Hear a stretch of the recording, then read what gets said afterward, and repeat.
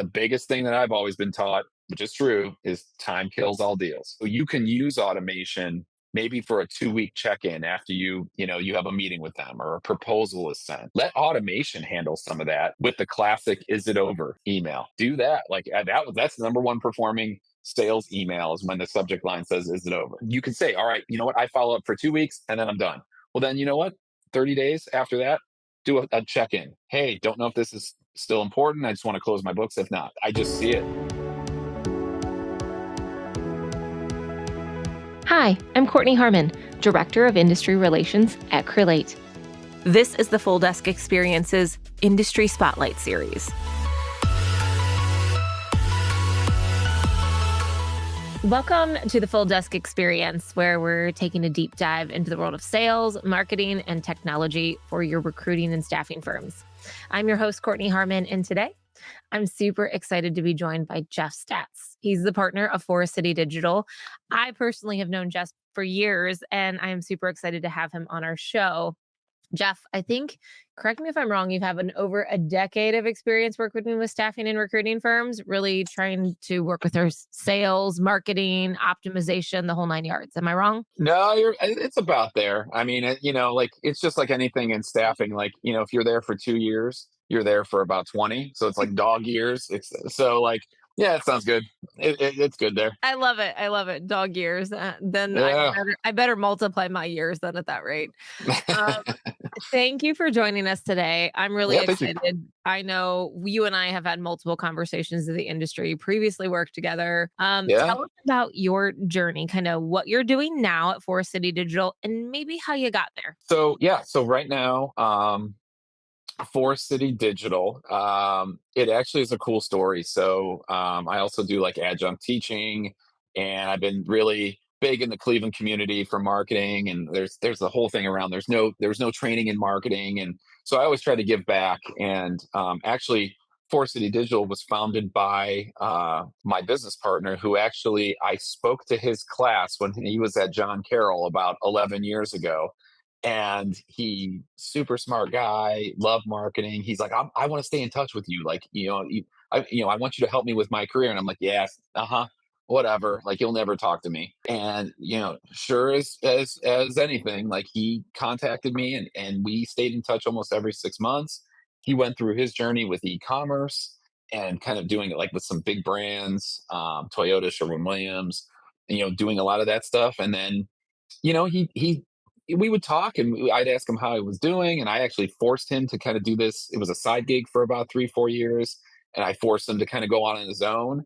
And so he's like, well, hey, if I ever get big enough, I want you to come on, and it'd be great. And I'm like, sure, yep, and you have those conversations, and it's, like, you're like, wow. And so a little bit scary in when you've got kids, you have to feed them legally, and they have to go to school and all that stuff. So you gotta deal with that. But yeah, it's we're a performance marketing shop. So really my thought was, my whole expertise is strategy, automation, and then I've worked in multiple industries, staffing being one of them. So, for what Forest City can do, we focus on the e-commerce side, but staffing is very much like e-commerce in terms of how you should have those conversations, those processes, those flows. So really just combining, before Forest City and combining that experience. I was at Haley, chief marketing officer for Haley for a while, and really built out the automation side, the fractional marketing side of things. Before that, you and I were best friends at Talent Launch, and then I actually started my journey. I was a consultant, um, and I ended up, through a friend of a friend, got hooked up with Able, which is now Bullhorn Onboarding. And so I ended up going there and they needed some help with lead gen. So all of this staffing started with lead gen, which is interesting that that's what we're going to talk about. But it started as, hey, I know a guy who is working with a guy who needs some help with lead gen marketing. They're trying to drive more business with staffing firms. You seem like a guy that knows what's going on, and automation. Can you help? So yeah, it's kind of full circle, weird, type of stuff. But yeah, that's really where I started. And I've been doing B2B marketing for so long. And so it was kind of a natural fit to add staffing firms and some of that into it. I love it. And we're lucky enough to be working with you and your firm right now Yeah, through Create. So you're one of our partners. We're yeah, super excited with everything that you guys have been doing with us as well. So thank you for that. So obviously, we're going to talk sales today, lead gen. yes, Sales funnels look a little different, with the rise of digital, yep, with the rise of AI, automations. It's honestly a muscle that we haven't flexed in a long time because of COVID, because things were coming through the door and people are realizing I'm right. behind the eight ball. Crap. Talk to me about how the evolution or the concept of the sales funnel has really evolved with the rise of digital marketing. So the sales funnel, so the true sales funnel method or whatever you want to do is it really started for the SaaS companies, so the software as a service companies. And the whole thought was, you've got this top of funnel that goes to a middle funnel that goes to a bottom of funnel. And so the bottom of funnel becomes the customers. So, you may have, 1,000 people you're trying to target that are suspects. You're trying to bring those 1,000 people to maybe 200 qualified prospects. You're trying to make them really excited about you to get down to maybe 50, like sales prospects, like these guys are going to close or whatever. And then of that, maybe you close 5 of them, 10 of them. So that concept is very similar. It's a B2B, obviously, concept. For it really started getting acceleration probably about, I'd say, like 25 years ago, with the rise of automation, and really focusing a lot on, how do you accelerate touch points? How do you get people down the funnel faster? And, software companies use that. It didn't really get into professional services until probably about like 10 years ago.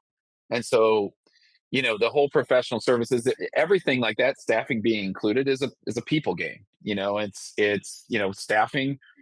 And it was funny, like at talent launch we would try to translate some of the sales activities of the donut drop off and the tchotchke drop off and the sell sheet drop off. Like that was sales funnel. Like I'm going to drop all these things off to prospects and then hopefully somebody calls me up with a job order. Well, now that you've got digital and you've got automation, and really it's still new in staffing, the concept of the sales funnel has really only been around for about 3 years. And, at least in how we're selling it. And you know, ironically enough, is because of COVID. And so now sales has been the focus for the last, what, 2, 3 years, something like that. As we were talking to staffing firms and working with them, it was kind of a common phrase that they almost had to relearn sales again. And how do we do this? Like, holy cow, like, people would come to us with job orders. They would come to us with job orders. Now we have to actually go and prospect. And it's hard. And so because of that, like, because it's hard, because you have to learn it and you have to, and staffing, I firmly believe, I don't know if anybody else believes it, but I firmly believe is a timing game. Like you're not going to hire people every day. I mean, some companies do, especially like, manufacturing companies and stuff. Maybe that happens. But for the majority of it, you don't know when you're going to hire somebody because you don't know when they're going to leave. And so that you've got to stay in front of them and stay top of mind a ton. And like the usual method of drop offs and all this other stuff, it's hard to predict that timing. So enter sales funnel. And it's funny, I did a whole, like, I was with Dan Mori for the NISA, I think it was NISA event or whatever, and we walked the staffing firms through the sales funnel from, like, your ideal customer profile to all these pieces, parts of the sales funnel. And it was a mixed reaction of I love it and holy crap was that hard. And like it took me forever to figure this out. And we didn't even do the technology, the automation side, and how do we have a human, digital, sort of handoff, and what does that look like? But just the concept of preparing was difficult. That's why a lot of staffing firms don't do it, Yeah. because speed is part of it. But I think sales funnel and with digital, it can make it so much easier. And you're seeing automation. I mean, it's making its way through staffing firms. I mean, there's probably There's got to be. I think the last time I heard, and this was probably about 6 months ago or something like that, I think there was a couple thousand staffing Okay. firms that are using automation now. So, I mean, there's got to be three, four, something like that by now. Yeah, absolutely. I agree. You mentioned with Dan Moore and you sat down and you did this hands on. Why do you think that was so difficult for staffing firms? I know that's not a way that they've thought about how to, get their brain to work around that. But when I've trained people over the last 15 years, that's really a struggle. Like we're so used and ingrained to just picking up the phone and calling. But if we're not calling the right people and we're not doing the right activities to the right people, we're speaking to the wrong audience. And that's really a muscle that we've seen over the years that not a lot of people are great at. I think there's two reasons why. I think number one, um, you know, I think it's hard to step off of a moving train, and that's kind of that working on the business thing. This is working on the business, and I think it's unless you're going to a conference or you've got a half day or whatever, and which I really honestly suggest is like, and I just did an automation audit for a staffing firm, and it was all around workflows, and it was in HubSpot and what they were doing, and I said, guys, you just need to do a whiteboarding session, maybe right there. You just need to do a whiteboarding session for a half day and just get everything that you want, because sales is saying they want to do something, marketing saying they want to do something, the business is dictating this.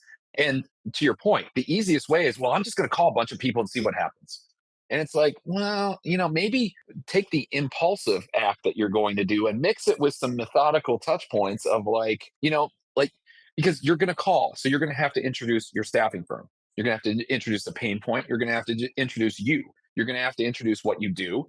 And so let automation and marketing do some of that stuff, because then you call and you're like, hey, sent you a couple emails. I mean, that's the first step of that. But it's hard to stop your business to work on the business. No, I agree with you. Um, you kind of talked about stepping off that moving train. Talk to me about some other common mistakes that you see staffing firms making when it comes to their lead gen efforts overall. I think there's a couple things. I think with taking the time. Number one is what we talked about: taking the time to understand the audience, and then to understand the pain points. And this could turn into a matrix. Like, I mean, there's all these ways. Like, it's not just manufacturing firms. It could be HR, the CFO, the COO, a hiring manager that has a common title or whatever. Like, you could do a bunch of those different sales funnels, but you don't know until you kind of do all of this. I think so that's usually like a good mistake. The second one I think is, you know, doing these lead gen efforts is a mixture of things. It's a mixture of automation, which is automated emails. I wouldn't suggest texting. I think that's a little bit intrusive on the B2B side, but it's automated emails mixed with maybe a LinkedIn request, mixed with maybe a phone call or a voicemail drop or something like that, back to an email. So there's whole methodical step process, and Tom Erb has that 10-week process that he does, and which is an example because I just know a lot of staffing firms that do that, and there's other ones that do all the different types of things. But the whole point of that is it's multiple touch points, multiple tactics. The biggest issue is when you don't follow that process. That is honestly, when you look at failure in conversion rates, a lot of it is just, hey, I tried to and I'm done, I'm good. And it's, well, then emails alone aren't going to do anything. Like, they're not going to pick up the phone because, like, oh my God, you sent me the best email in the world. Like, it was awesome. Like, they're not doing that. So that's another one. And I think from a how the company's presented, I think that the novel email is like, don't have 55 paragraphs. I call it like menu marketing. Like, don't talk about you in your email. That's another reason why lead gen doesn't work, is like, we're awesome because of this and we do this and here's our clients. And like, there's a time and a place for some of that, but you want to talk about them. Who's your audience? What are their issues? How are they currently solving it now? How can they solve it better with you? And then the sense of urgency play in there. But a lot of them do menu marketing. This is who we are. Here's our sell sheet. We work with these types of firms, and nobody cares. They just don't care. Well, First off, I'm gonna say we're gonna put the touch plan strategy in the show notes. We have one. It's 12 touch points, same kind of concept. So we're gonna put that in the show notes. I love Do that. it. But number two is I can't tell you, even from the times that we worked together and beyond and way before, people were like, well, my value prop is we've been in business for 25 years. I'm like, no one cares that you've been in business for 25 years. It's like It that you're only talking about you. Is it about you or is it about them? So I love that you said that. And it's definitely something that I've seen as well. Um, okay, you talked automation. Yep. Let's get into it. I know that's your bread and butter. Talk to me about what role automation plays when it comes to lead gen for recruiting companies and what that looks like. So I think automation can play a lot of great roles, both in the marketing side of the funnel and the sales side of the funnel. I think when you're talking prospecting, that's getting the job order. So like that's not getting the second job order, third. But if we just talk about from suspect to getting a job order, it's a touch point game. And so again, typically what happens in sales is that people are feeding the top of the funnel. And so you get your list of 25 companies you want to call, 50 companies, 75, whatever it is. You make a call, you make an email, you wait a week. Maybe sometimes that's a cluster in terms of like your follow up process because life gets in the way, business gets in the way. So you're trying to follow up. You're trying to follow up. You do a couple follow ups, and then you're like, all right, nobody answered, nobody, responded to my email. I'm done. And then you go back to the top of funnel. Well, the problem is like maybe that was three touch points and you gave up. Like you need, I mean, from what I've read, 15 to 17 touch points are the thing to get a prospect to basically convert. Convert could be respond to an email, get a meeting, have a Zoom meeting, whatever that is, like you need something. So because you need all those touch points and because top of funnel seems to be the focus, let automation do some of that welcome series type stuff. Let automation introduce. And so I always say, you know what? Use automation. Don't just grab somebody from Zoom Info or Daxtra or Apollo or Seamless or wherever, put them into your funnel and then call them right away. Put them into a warming welcome series. Let automation run through, figure out who's engaging, then make those phone calls. The other side that I see automation doing a lot of good is after your initial sales process. So maybe that's 10 touch points, 12, 15, whatever. Maybe it's three because you tap out and you're like, screw it, I'm done. I don't even want to like follow the process anymore. Put them into an ongoing, this is the one that I see work the best right now for prospects is like a passive prospect. Put them in something into basically a 1 year plan where once a month you're sending them a short email. It can be from whomever. It can be from your CEO, from your, the VP, from yourself that just stays in touch with them and let them know, hey, you know what? It doesn't seem like now's the right time. Totally understand. We know staffing's a timing game, but I'm going to stay in front of you periodically just to, give you great information, give you good articles, tell you more about us, whatever. Make those emails 3 sentences. Point them to a blog post, point them here, but it's all about staying top of mind. And obviously you're not doing that manually because you don't have time and you're not going to remember. Mhm. So that's another part of it.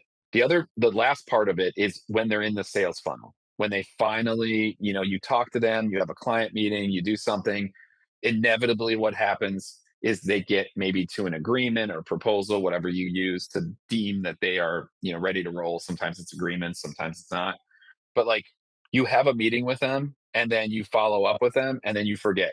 And so every time I look in a deal structure, there's like deals that are 7, 8 months old. And the biggest thing that I've always been taught, which is true, is time kills all deals. And so you can use automation maybe for a 2 week check-in after you have a meeting with them or a proposal is sent or an agreement. Let automation handle some of that with the classic is it over email.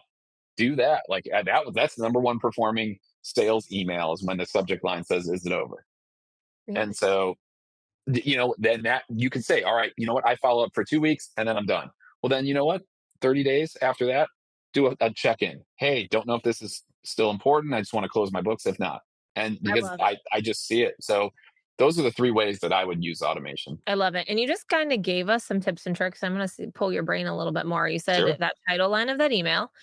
Mhm. Any other effective things like, okay, the message from the CEO, but any other effective things that you've seen firms do that have worked when it comes to lead gen, whether it's a title of an email, a structure of an automation, anything? So I have a client that like crushes it. He's super smart, IT recruiting firm, Yeah. does a lot of cybersecurity stuff as well. So obviously that's hot, and there's a lot of people there. But what he does is he actually does Loom videos, and he'll do sometimes he'll do generic ones. A lot of times, what he does, and this is actually so this is kind of lead gen in a way, but like if he's working with a client and he has an MSA with them or some sort of agreement with them, but he wants to get into other departments, he does basically a video that explains who he is, why he's talking to them. And video email is, I mean, it is something that does get response. It gets better responses than like normal text, because people don't want to read. They're lazy. They want to see people. It's a people business. Yeah. So video in sales emails, one or two of them, that it's great. You can tie to a landing page or whatever you want to do. The second thing that I've seen work real well is they call it like mobile email. So to my point around like don't make it a novel in your email. What I've seen perform really well, and this is kind of the trend, is that people are reading their email on their phone. So keep it to three sentences. And what they say is why, what, and when. And so, like, why are you contacting me, or why is there a pain point, or whatever? What are you offering? And then the when is kind of that CTA. So it's like the sense of urgency. You want me to schedule a meeting? You want me to call you? You want something. And so we do a lot of that when we do just kind of like passive prospect, because people are reading on their phone. They're in a meeting and they're like, who is this guy? Why is he sending me this email? And it's simple. It's not this, laundry list of things with paragraphs and bullets and all this stuff. It's a simple email that gets to the point. It needs to be aggressive, so whether it's a data point or something like that, but it gets there and it gets the attention. I love that. I'm going to combine your last two things because Sweet. whenever COVID initially started, I was having training and I was working with people to try to get leads.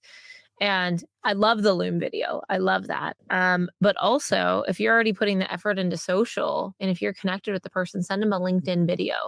That was Oh yeah. what was getting the most traction on my end whenever we were teaching. Yep. Because again, whenever you sit down at night, you put the kids down, you have a minute to relax, you check this bad boy out, unless Yep. you're me and Just shut it on a scrolling car through. door for 5 days. Yeah, that's Um, that's not good. but Wouldn't it's recommend that one. no, no. It's the way that you're able to get in touch with the people in Yeah. off hours when they're not crazy, they're not busy. I love that. Well, it's to your point around like it's marketing 101 from my training, is like be where your customers at. And so if your customer's always on LinkedIn, well then be there. And not just be there as like I'm going to send a stupid post or do something, or like chat GPT a post or something. Like it's like, you know what? I'm going to actually be authentic and send you a video and tell you about me, tell you why you want to talk to me. And I think authenticity is probably one of the most key things in general, like with social and all that. But I think in lead gen, like having the tone and the personality and aligning the messaging to that person's tone, which that's a great use for AI, is when AI could learn your voice and then say, all right, based on my voice and what I've written, you know, put out emails that would be from me, to my prospect or whatever. And so it's using some of those keys, because I think they're going to smell the marketing email and like they're going to be like, what is this? Or like I hope this email finds you well. Like that, I still see the issues with that one. Like, oh my guys, come on, man, like delete that before you go. But yeah, like those, it's just authenticity. From my training perspective, there's a lot of leaders that run teams that are listening to this, and metrics is their key. Right. Yep. I personally, it's like a love to hate relationship that, the KPI hamster wheel, we have the do more mentality.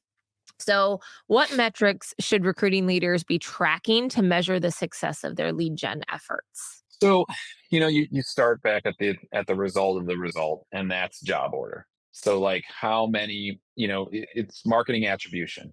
What did marketing do to drive that job order? Or you look at the job orders you get, you say, where was marketing in the process? It's probably not super um, easy or scientific because I know there's a lot of things that happen throughout that time. And like, especially when, if you don't have a real good relationship with sales or like it's kind of this, like, especially around like qualified leads, like you may not get the attribution you need. But the ultimate goal is that job rec and the value of that job order or that job rec. After that, it's how many get down to actual proposal. And so those are the other things is like what are those things that and how many of my marketing, so you bring a bunch of contacts in, that you put this whole marketing series together, you drive them to be a sales qualified lead, and then they actually take it to proposal. Yeah. Like I would say, hey, you know what? That marketing worked. Got them, from a marketing qualified lead to a sales qualified lead, and then it got them into proposal. There's some conversion rates around that. Yeah.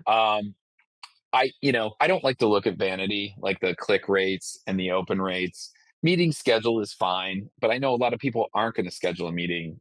It's not like SaaS where it's like they're scheduling meetings right away and they're clicking and doing all that. I mean, some of them still, especially smaller owners that are looking at staffing services, like they still want to talk. They still want to be like, hey, yeah, you know what, I am looking for this person, like what can you do for me? They're not going to sit there and schedule a meeting and then like get on a Zoom call. I mean, it's not going to work. So open and click. Plus, there's a lot of bot clicks. There's a lot of bot opens that happen. Like that's hard to like figure out. If you got nothing else, opens and clicks are good directional things. Like, are you getting the open rates? Are they getting delivered? So a lot of times on email, are they even getting delivered? Are they passing through firewalls or whatever?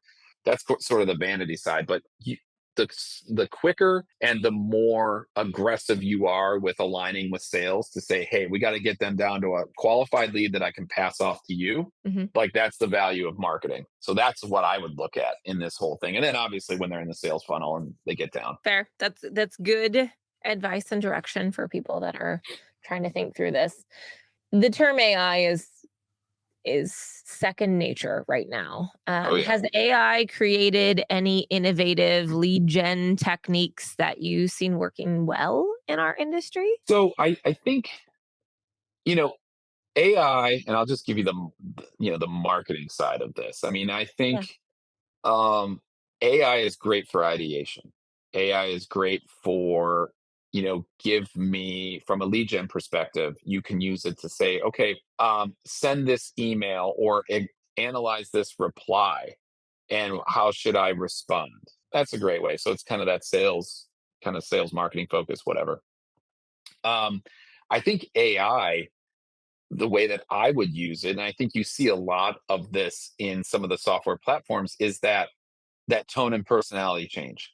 So, like, I used to do this manually where I would do like a generational email. So, Gen X, what motivates Gen X is different than what motivates millennials, which is different than what motivates Gen Z. And baby boomers trust. Gen X is data. Millennial is I'd say probably what other people are doing. It's more that referral kind of group. And then Gen Z is really the cultural. Do I align? Do my values align with this company? So you can use all of those things in your emails, and AI can generate that quickly. To you say, hey, here's just a general marketing I spoke about, like the stupid marketing language, and sometimes we get marketing eased. Like, if we're talking to this person as part of my customer profile, they are 35 to 45 years old. You can align your messaging using AI. And of course, you want to tweak it. Um, but it is what it is, around that because you don't want to just send it out there. But there's a world of possibilities, with using AI for the right way. And I think a lot of it is just, even tweaking a whole touch point plan. Like you can basically like it can be your BDR to say, hey, I sent this out. I didn't get the responses I need. How would you change it Yeah. if I'm trying to go after this type of customer? And you'd be amazed at like just the tweaks of the emails and the call, the voicemails and all that stuff. You're absolutely right. I don't know if Katie's going to yell at me if I talk about this at all or not. We're launching AI in September. We've been very diligent on the back end. But I think between what you're focusing on in automation and being able to have AI built into a platform like ours is built in, it's able to say, well, Jeff, you haven't talked to this person in a long time. They've been at a job. You haven't celebrated their birthday, or it's giving Right. you ideas to help you stay top of mind with them. I think the term that we're using is real recruiter intelligence, but it's in your data in your system, but it's Right. learning the way you speak. I'm with you. I use it for tonality.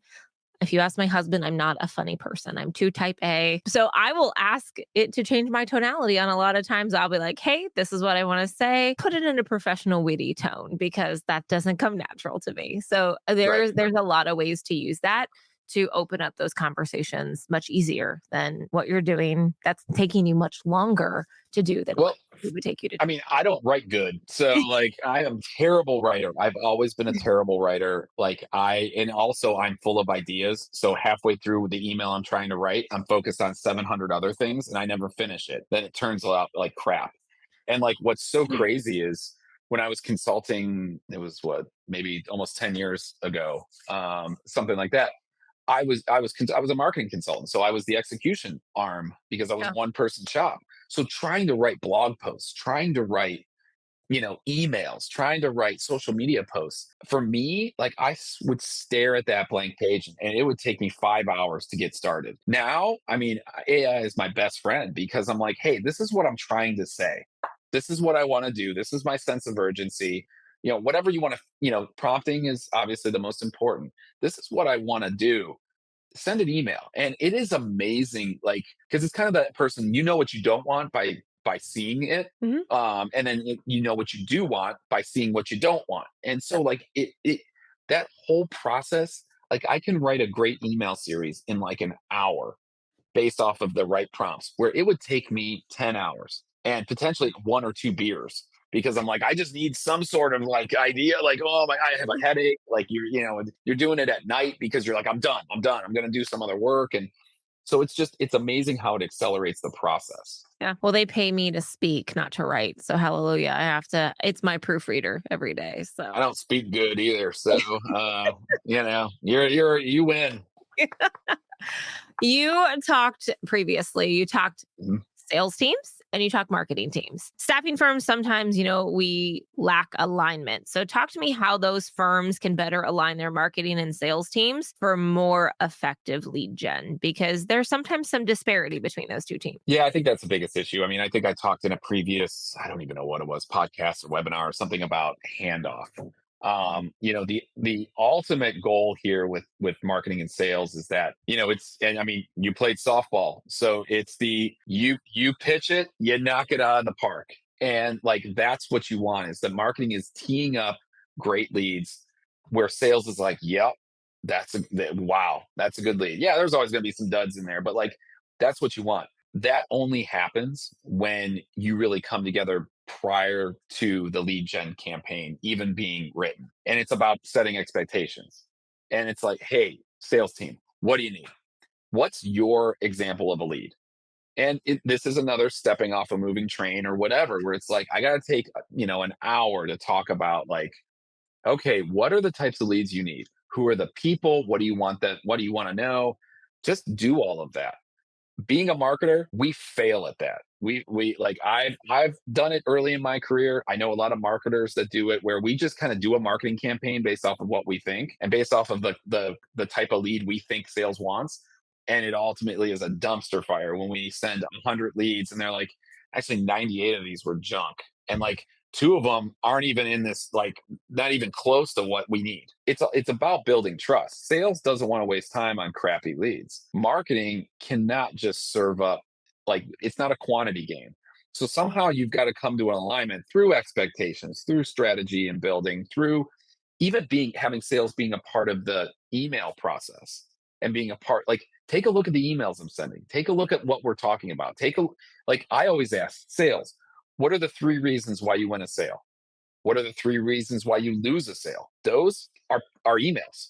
Like, what do you say that you always win? Or what are the objections that like, no, it's not going to work? Like, come up front with those. And it's just being smart as a marketer because you're probably going to be quarterbacking this a lot. Is it's just being smart as a marketer to say, all right, let's get together. This is what we're trying to do. Let's agree on metrics, agree on messaging, agree on goals, agree on handoff. When do we hand the lead off to you? And as long as you do that, you can't fault anything. Like if it stinks, if the campaign stinks, then like what do you I mean, there's nothing you can do.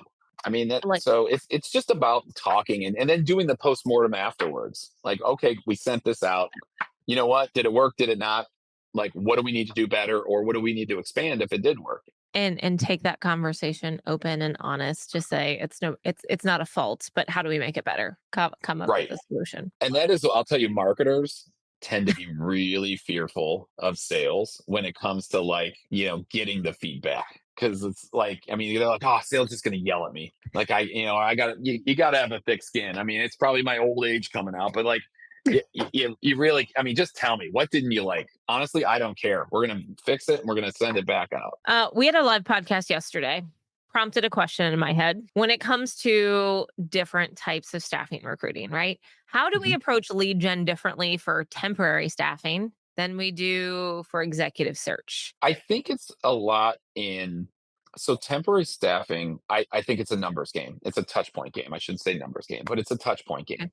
Okay. With temporary staffing, with talking to companies who may or may not use staffing services, I think a lot of it is around the fear of productivity loss, liabilities, like always needing to have good people. And and a lot of it is just filling the roles so you don't lose productivity.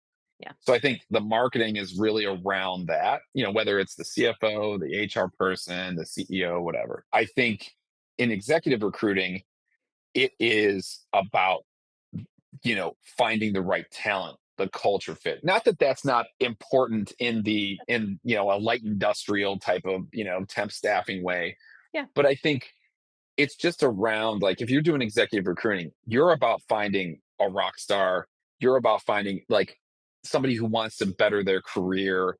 Like it's more about that. In light industrial, this is where I like it's funny. I see this in some lead gen campaigns is they're talking about, basically um putting, working with companies that like give people a better life. And like, you want them, like, I've got great people here that are looking for, their dream job. Well, a lot of times those aren't dream jobs.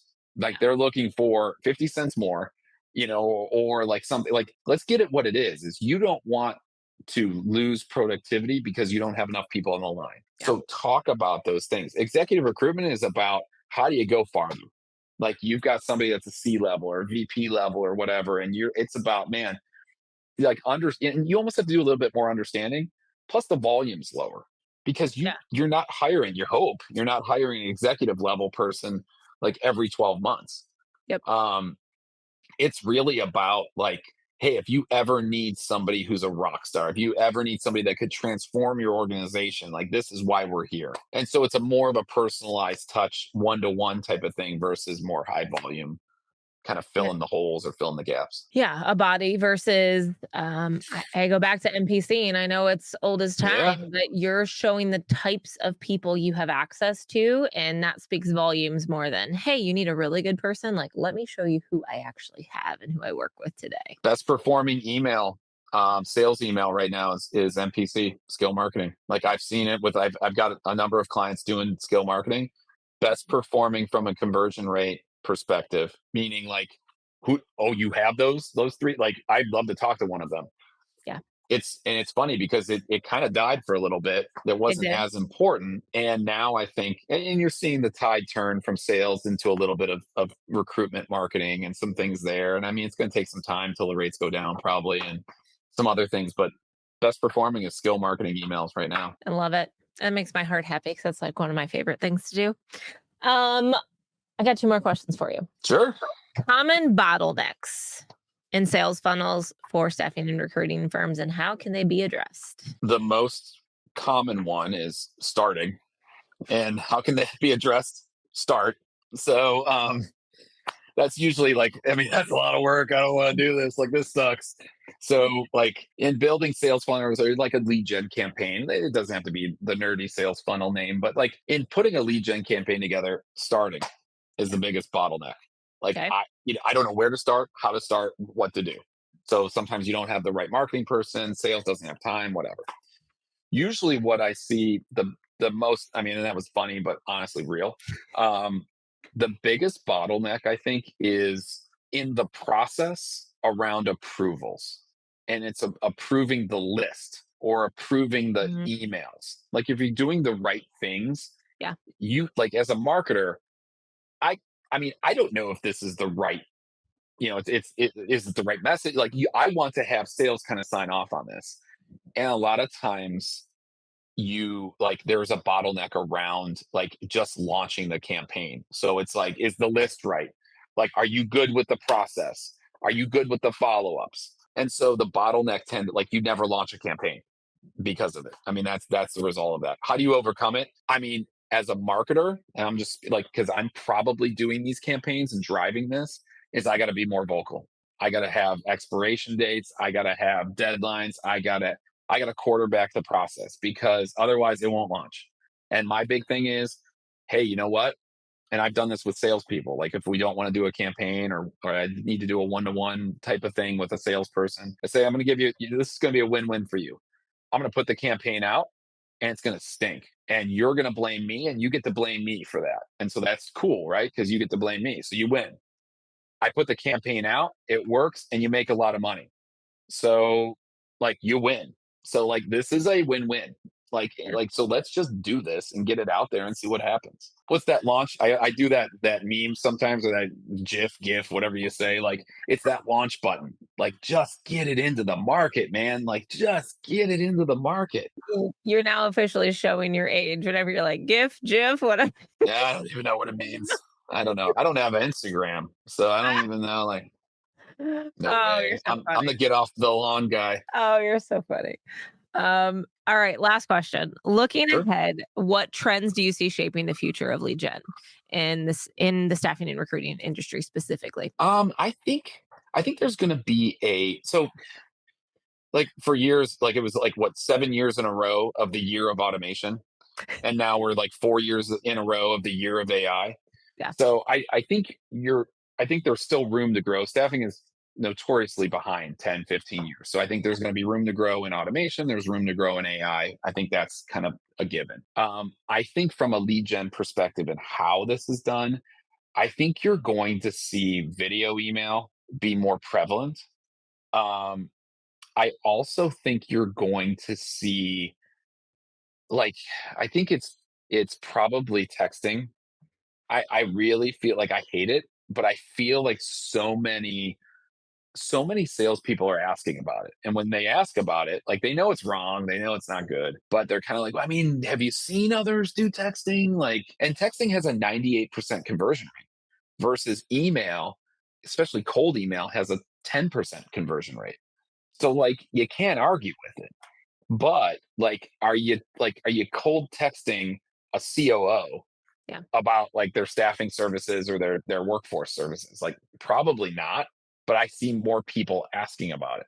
And I feel like there's that immediate gratification. Like, that's the whole point of it. And that's where the age we're in right now is we want immediate gratification. So I want to text you. I want you to tell me either to pound salt or I want to talk to you. And I want to know right now. And So you I know think that you're going to person's see it. real too. I think what we're seeing with AI, I don't know about you, I open my email and as you know, I live in a very, very small town.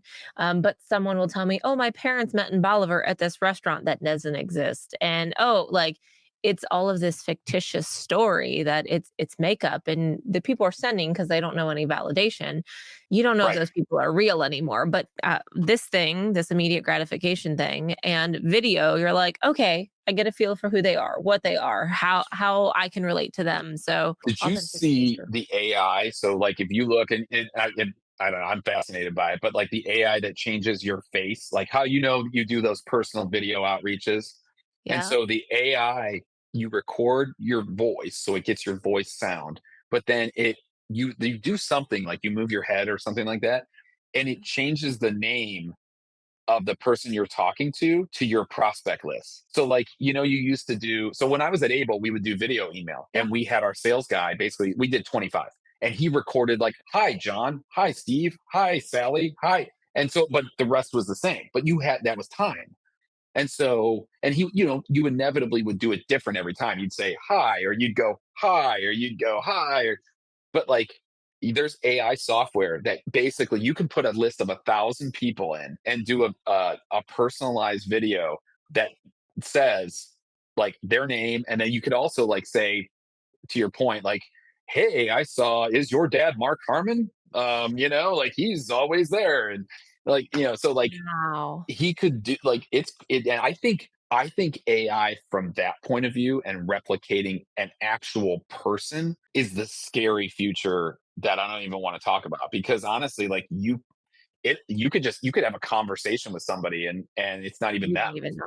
Oh, that gives my heart palpitations. Okay. It's like Terminator 2, Skynet, it's coming. All right. So for those of you, those of our listeners that are listening to say, all right, Jeff's full of information. I need to work with him. What are the things that you work most with people with? So what are people reaching out to you about? What do you work with whenever we're talking staffing and recruiting industry, so they know how and when to reach out to you? Because we'll put your information in the show notes. Yeah, no, that's cool. No, I mean, honestly, it's what I talked about. I mean, usually it's around sales. Even if this changes to a candidate driven market, sales, it would behoove you to like still do some sales stuff. So like I usually work on lead gen campaigns. I work in all the automation platforms. So even like client campaigns, automation, former clients, win backs, basically full cycle of that. Also on the candidate side as well. So the candidate life cycle, but usually automation, and how to use automation, AI and automation, and then doing just typical outreach campaigns, marketing campaigns. I mean, that's typically what I do. And I also really love doing marketing strategies and really getting everybody on the right page, between sales and marketing, and just because those cohesive campaigns are so much better. So usually those are the things that I'm working with staffing and recruiting firms on, and just getting things out into the market, pressing the launch button, because you can't benchmark unless it's out in the market. I love it. Thank you for your insights and your brain. There was a lot of information for our listeners, and we'll put your information in the show notes, and we'll be able to share all of your information with the world. So thank you very much, Jeff. I appreciate your time. Thank you, Kortney. Appreciate it. Thanks, guys.